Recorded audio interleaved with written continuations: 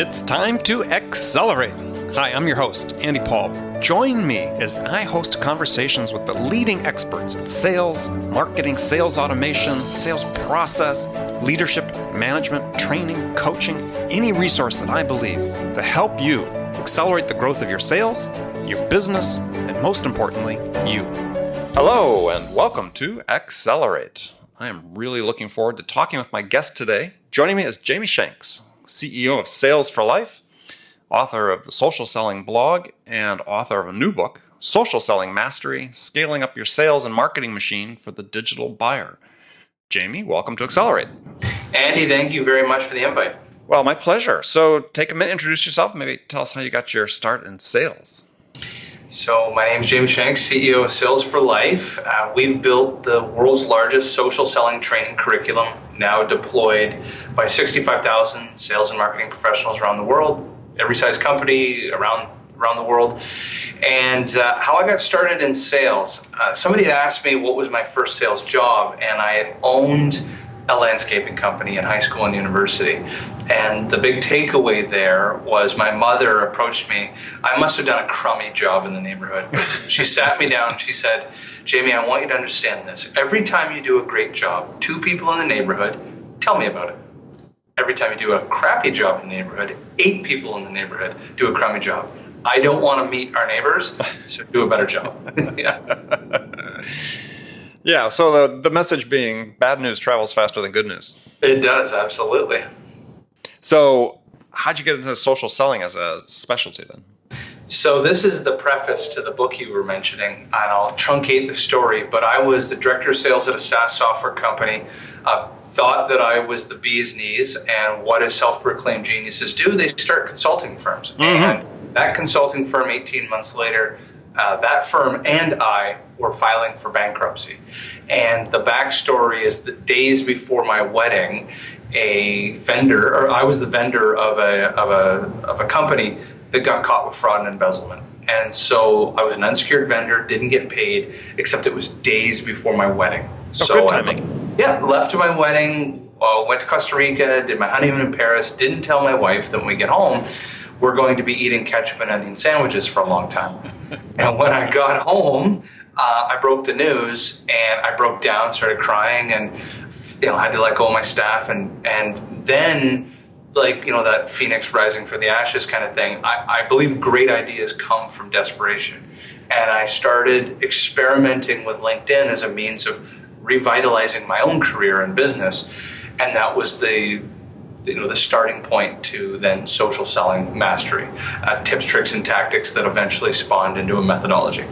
All right, so let's jump into social selling. So there's a lot being written about social selling, and I think to the point where some people are exasperated by the fact that there's so much being written about it. So how's it evolved over the last, let's say, 3 years? That's really sort of seemed to be when it's starting to gain real legs and traction, and where do you see it going from here?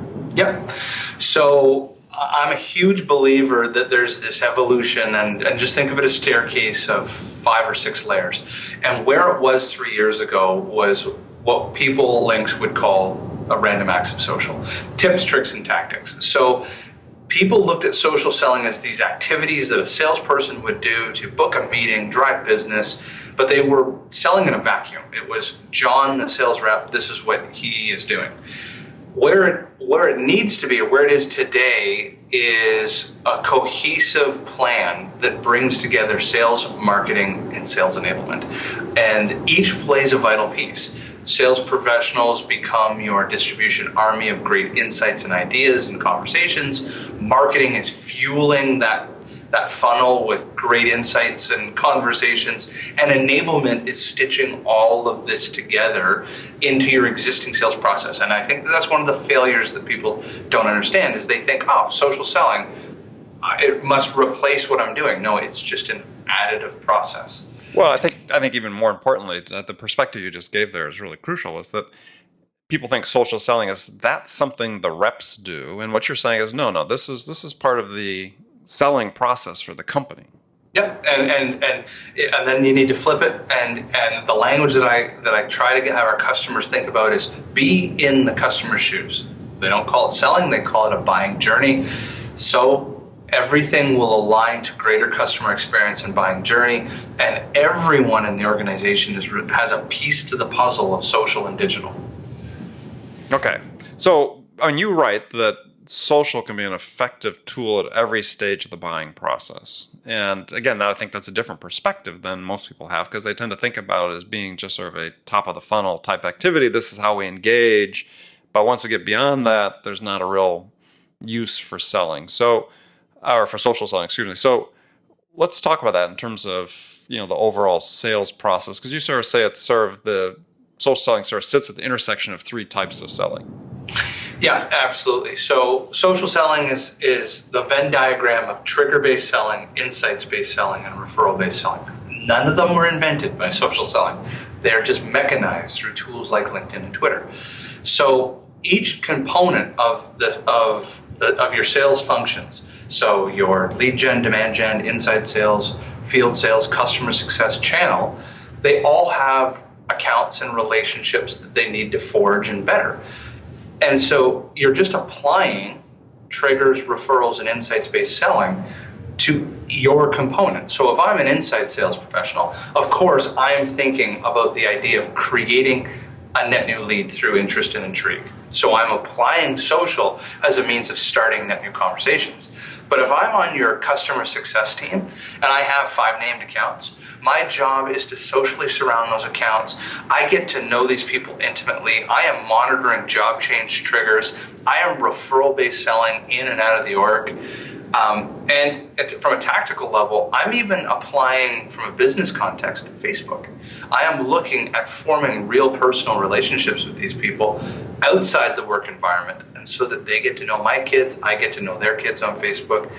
That's social selling. It applies to every single person that is customer facing.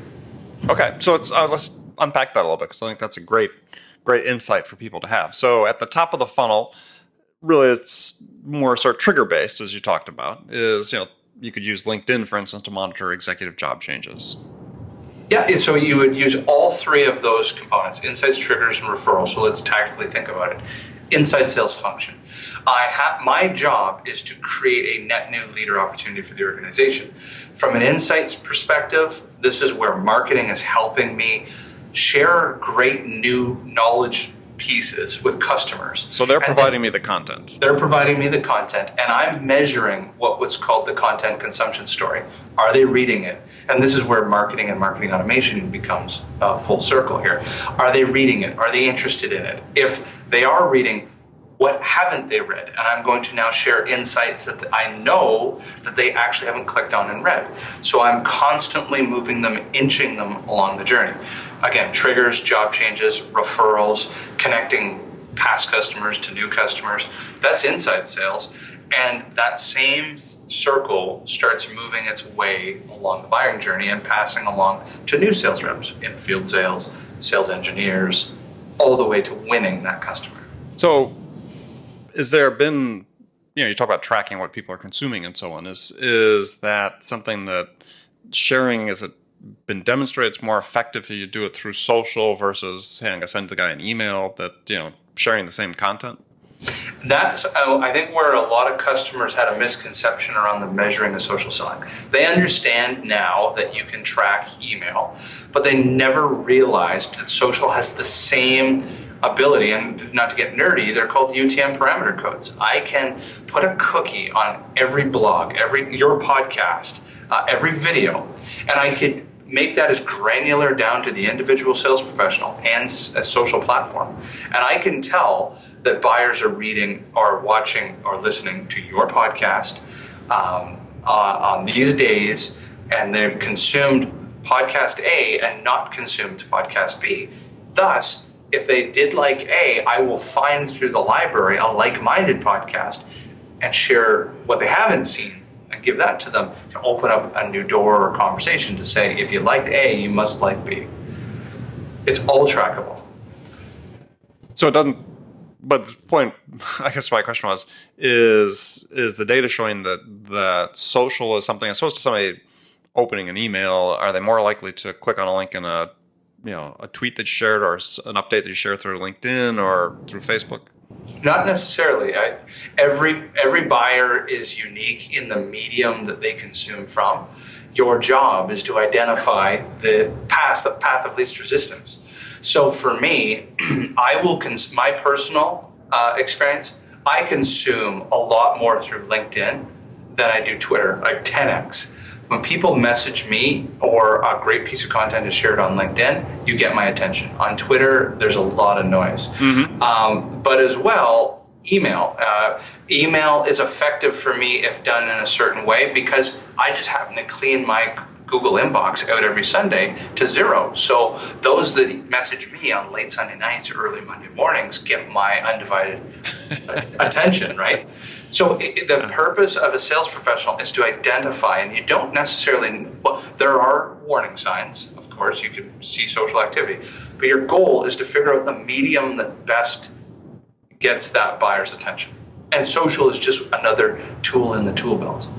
Which sort of raises the question that you've seen, I'm sure you've seen online and so on, is someone saying, okay, when can we stop calling social selling and just call it selling? Well, the day that will happen, it would be as goofy as calling it email selling now. Right. It will be the day where you walk onto a sales floor and the cadence of every person in that room, they would look at you funny if you said, are you using social? And they'd say, what are you talking about? Of course I am. And that day, it's just selling. Right. But we only delineate that word now because we need to prop it up for search engine optimization and create businesses around it. Well, that's a good point. Yeah. Well, but also I think that, let's ask the question then, without digressing too much, what we are, about penetration, of social selling into sales forces in general, because it still seems to me that it's still a very thin layer in terms of salespeople in general, notwithstanding you've got 65,000 people taking your courses, but I speak to groups all the time, and I'm blown away by how little they're using it. 100%. If outside of Silicon Valley, if you were to walk onto the sales floor of an average business in London, England, New York City, Sydney, Australia, it is only the tip of the iceberg. And you know the Pareto law, the 80-20, it is without fail. So we've now trained 300 companies, and without fail, the top performing reps were already organically doing what they would deem social selling. They're hodgepodging self-taught ideas. Give or take, on average, 70% of all sales professionals self-taught themselves some form of social selling. So then you've got this Pareto law of your rock stars are already doing it, but the average core performer or laggard hasn't got a clue. And especially when you leave the valley, go to a regular insurance company or financial services business, they're at ground zero. All right. So what about their buyers, though? Is that true? Is the Silicon Valley buyers are more likely to be using it, or do we find the buyers are more advanced than sellers in general? And I wish I had more empirical evidence on this, so I'm just going to use my gut feel. Sure, that's good. Yeah, my gut feel is, and I don't think ageism is necessarily important here, but we're going to talk about this. Don't get too far into that. We're going to talk about that. Yeah, because I watch the way my parents buy. I watch the way my wife on the couch buys, and myself. And I wrote this in the book that I just a couple days ago, I just bought a brand new car. I spent a week online comparison shopping. I've bought TVs online. I've bought consumer goods online, but it's such a misconception from a B2B sales professional that they think, oh, they must not be doing ERP software searches. They must not be looking at corporate healthcare plans online. Are you kidding me? The buyer, whenever they have downtime, is using Google and peer-to-peer networking and social as an education due diligence platform.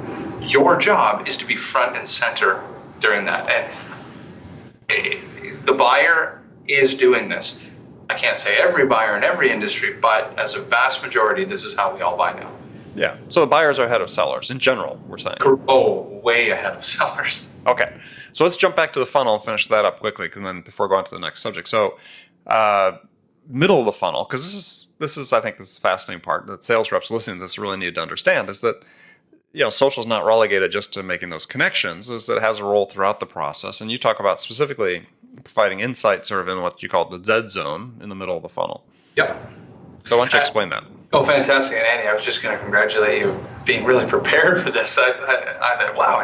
You don't know who you're dealing with here, man. Yeah, no, this is great. Okay, so now I'm in the middle of the funnel. So I'm a sales executive, and my role is to qualify something into a sales qualified lead, move it towards opportunity proposal, and then eventually win it. This period of time is most likely to be the biggest period of time of where buyers go silent.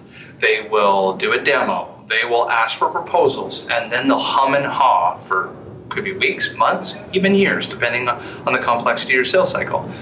Well, the reality is your job is to inch the ball forward every single day. And because the reason that this is falling apart, and it comes to the customer, CEB's challenger customer, the spinning plate theory, is that everyone in their buying committee is moving at different speeds. And so it's your responsibility to keep people up to speed, see that there are people that you can educate online or offline. There are going to be changes in the organization all the time. Those are your triggers, mergers and acquisitions, competitors launching new products, and then referral-based selling. Again, everybody's moving at different speeds. Can you connect a previous customer to a future customer? Can you introduce one person in the org to another person? Because this is the complexity of selling, and it's paramount that you're using social as a medium to be able to help along that journey, slowly but surely. And it sort of triggered an interesting thought in my mind I should qualify interesting to me thought is, so are you finding that the adoption of social selling more in this complex sales environment is described in the challenger sale and challenger customer and so on, and really has more of a role to play there?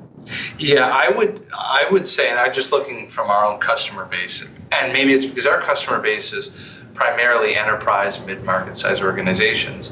Transactional selling, when I started this business, I was working with local Toronto businesses, SaaS software companies that were banging out deals all day long, and because that was my experience, lead generation, top of the funnel. But as social has begun to emerge, emerge and mature, there's no question it plays a much larger role in that trusted advisor concept, the complex sell. And that's why it baffles my mind when field sales or customer success of larger deals, they say, I don't know that social's for me. I only have 5 named accounts. Like, what? Your accounts are worth millions and millions of dollars. Would you not want to know this information? Because, and social still applies to transactional sales professionals. It's just that you're not massaging the data to the same level of due diligence that an enterprise sales professional might be. Right. You're still using the same material, just in a more rapid pace. I look at our inside sales professionals that deal with our inbound leads. They only have so much time in the day to amass information on that buyer. So they have to use social shortcuts to get enough information to have a contextual conversation. Right. Okay, so let's move on to the next topic. You sort of alluded to it earlier. We talked about ageism. But you write about this generation gap in social, but with a surprising twist, I think, that would be unexpected for most people. So why don't you talk about that? Yeah, and this was Justin Schreiber, who's the Chief Marketing Officer at LinkedIn Sales Solutions, presented at our Digital Growth Conference in San Fran. And what he said on stage, I think, shocked people. And when you see social selling launches that we do, it's amazing. You see the senior leaders naturally gravitate towards, well, let's train the inside sales group because they're 25 to 30-year-olds and they're on their iPads all day long anyways. So we might as well, give a process to that.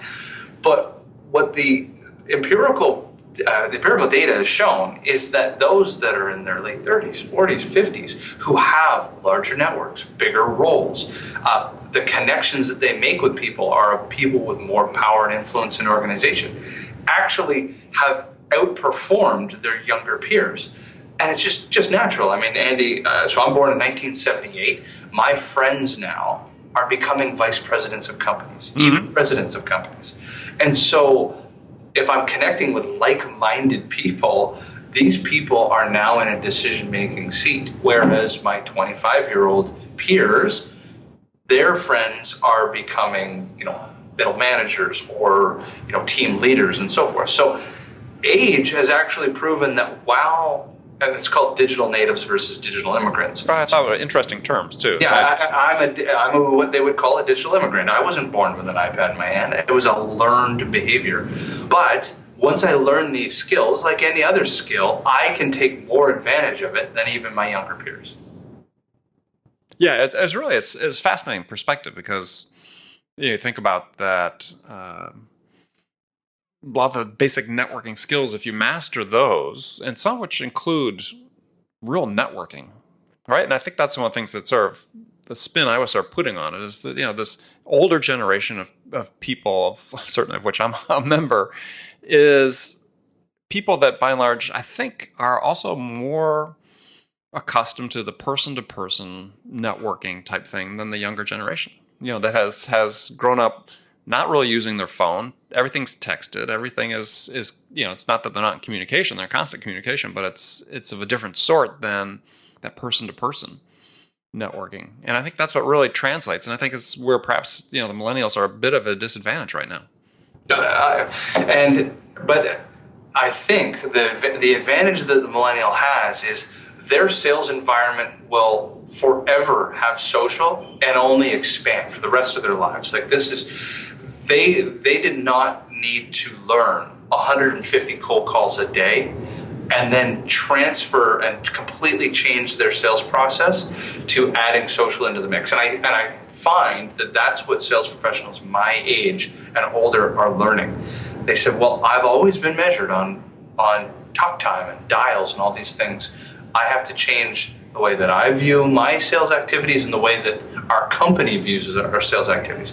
The millennials coming in, unless they're working at very old school companies, they're not accustomed to banging out 100 calls a day. So this transfer of knowledge for them is probably easier. I don't even remember what it was like to learn this anymore, but it's probably easier for the millennial. But it has more impact immediately, I think, on the Generation X and the baby boomer. Yeah, it's sort of interesting. Well, though, actually, to your point, though, if it's a millennial working in a SaaS environment, they are accustomed to banging out a lot of phone calls. Well, yeah, that's true. If it depends on the sales org, there are still many that they bang out those 100 calls. The question that I have is around is attraction and retention, and we've never done measurements on it. We have customers that have subjectively noticed it, but those that start introducing social into those environments, they are having stickier employees. They're finding it easier to attract millennial talent because now the millennial sees, okay, I have all of these tools in my tool belt that allows me to attract a customer rather than the phone book and email and banging out 100 calls. Well, it's sort of interesting because that sort of runs into the sort of fundamental tension you see with a lot of SaaS companies is that it's all the activity metrics that are what are measured. Yeah, and well, from an activity metric, and this is something that we just did recently. So we were able to hit a certain level of activity in social conversations a day with one of our inside sales professionals, and we bolted on Sales Loft on top of it. Mm-hmm. And it's not that our teammate is making more calls, they're making more touches. He tripled his touch rate. Now, we still are approaching our buyers through social much more than the average organization. But there's technology that can amplify touches to make the same level of touches that you're accustomed to via the phone. Now, I'm not saying that you should replace one with the other. I think it should be a mixture of both, but I don't even know where I was going with that. But well, I guess one of the questions I'd have then is, so you're finding, because you're eating the dog food, so to speak, are you finding that, in comparison to what you're doing with, let's say, outbound calling, that your outbound social is generating more sales conversations, or when it comes to outcomes, do do the curves tend to meet at some point, or are you finding that yours is a different ramp with social? Yeah, and I'll use our customers' experience rather than ours, because ours is, we're so heavily weighted to social as a means of starting the conversation rather than the phone. But with our customers, on average, if you were to look at all of their, let's say, inside sales departments, on average, these organizations within 6 months are creating 20% incremental net new pipeline above and beyond what they were doing before. So whatever that sales rep was responsibility from an activity and results standpoint, 6 months later, there's a 20% net new increase, because they recognized that if you do a social selling routine effectively, which is only 30 to 60 minutes a day, it's not intrusive enough that it's sucking away time from the phone. It's just finding your down periods, or working a little bit smarter rather than harder, and they're able to get and yield better results. So that is the empirical evidence that we've seen. I wouldn't use our company as a great litmus for that. Okay. Well, let's talk about your new book, Social Selling Mastery. So who's it written for? It is written for 4 different people. And so it's actually segmented into 4 different sections. It is written for what we call the 3 amigos. The 3 amigos are those that lead a social selling program internally. The VP of sales, the VP of marketing, and the VP of sales enablement, or whatever you call them in your own organization. Each have an accountability and responsibility to the success of social selling. And then the 4th, of course, is the individual sales professional, and it's very tactical on what he or she should be doing every single day in 30 to 60 minutes a day. Okay, so give some examples. Okay, so let's come back to the accountability and responsibility. So of your 3 amigos, if I'm a VP of sales, my responsibility is helping people get to the water and making them drink. And that can only happen by me first showing that I can drink the water. And then on my daily coaching, my weekly or monthly coaching, or one-on-one calls, whatever I do, is that I am actually driving accountability that people are doing social activity. I can't just talk out of one side of my mouth and not coach or align our metrics to it at all. Mm-hmm. It just would never happen. So then now it comes to the chief marketing officer. My first responsibility is changing the mindset on how we're going to measure ourselves and be accountable to social. And this is critical, that the first thing a marketing team, a digital content marketing team needs to do is sit down with sales and understand how a sales team is measured and what percentage of sales quota attainment did the sales team think was going to be driven through marketing.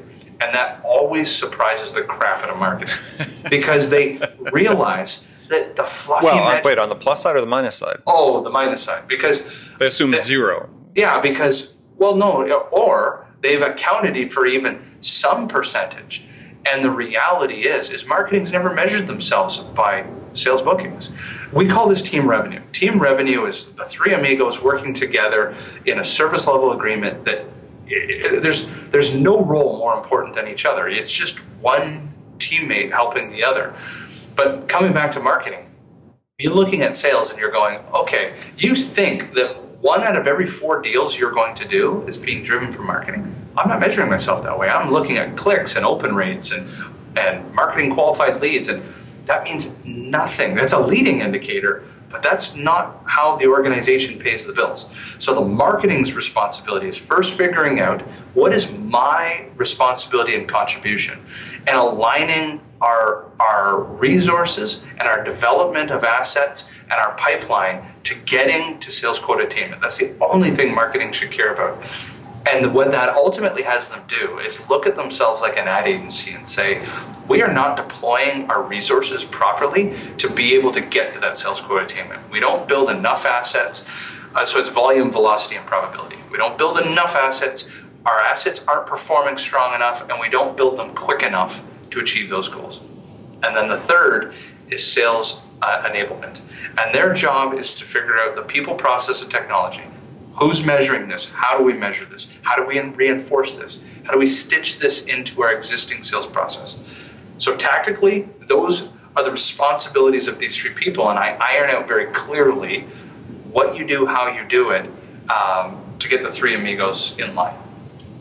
Yeah, it seems like you're selling yourself short when you call it social selling mastery, because you're really talking about modern sales structure or alignment, if you will. It is truly digital transformation, and Yeah. and that's by becoming a social selling mastery. Social selling mastery is just a byproduct of sales and marketing alignment and integration. Right. In reality, the only reason it's still called social selling mastery is it does really well on Google and it creates a business around it. But there's no question the bigger thing that we solve is a digital transformation in the sales and marketing departments. Yeah, best practices for that. So now we move into the last segment of the show. I've got some standard questions I ask all my guests.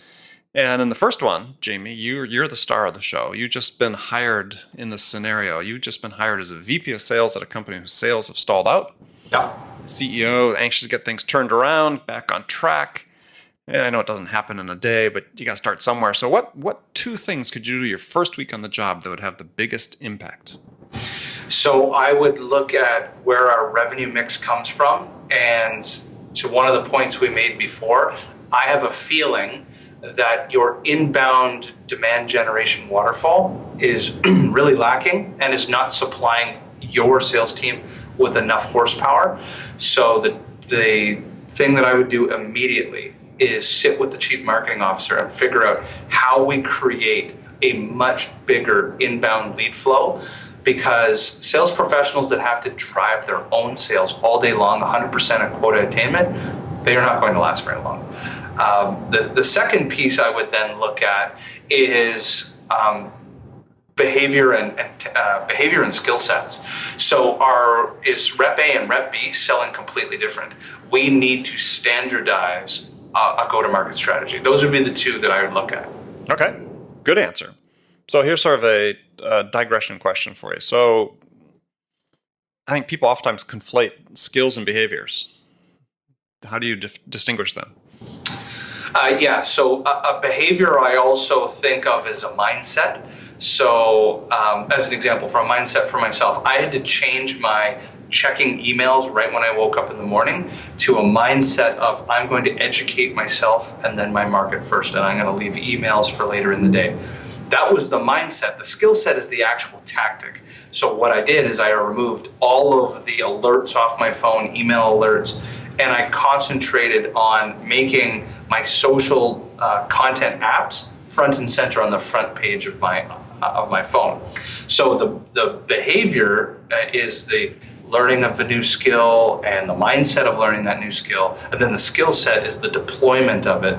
I would say those are the distinguishing features between the two. Okay, great. So now some rapid fire questions for you. You can give me one-word answers or elaborate if you wish. First one is when you, Jamie, are out selling your services, what's your most powerful sales attribute? I'm a ditch digger.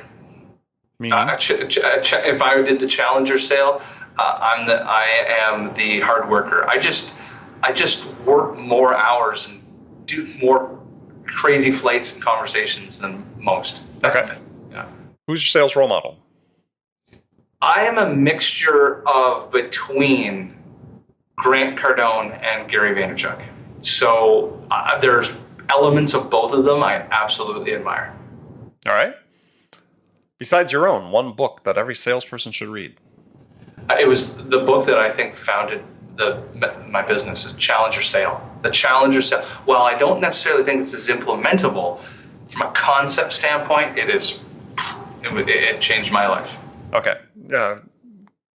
Good qualification there. I like that. So last question for you. What music's on your playlist these days? So I'm a hodgepodge of classic rock at the cottage and World War II jazz. I know it's like the tale of two cities with me. World War II jazz, very interesting. So, like Billie Holiday, Ella Fitzgerald. Right. I was going to say, with vocals or without. Okay. Excellent. Excellent. Well, very good. Well, Jamie, thanks for joining us. Tell people how they can find out more about you. So you can connect with me on social media. So Jamie Shanks on LinkedIn or Twitter. From a book standpoint, go to getsocialselling.com, and that is going to be how you find the book. Excellent. Okay. Well, thank you very much. And remember, friends, make it a part of your day every day to deliberately learn something new to help you accelerate your success. And One easy way to do that is to make this podcast accelerate, a part of your daily routine, whether you listen on your commute, in the gym, or make it part of your morning sales meeting. That way you won't miss any of my conversations with top business experts like my guest today, Jamie Shanks, who shared his expertise of how to accelerate the growth of your business. So thanks for joining me. Until next time, this is Andy Paul. Good selling, everyone. Thanks for listening to the show.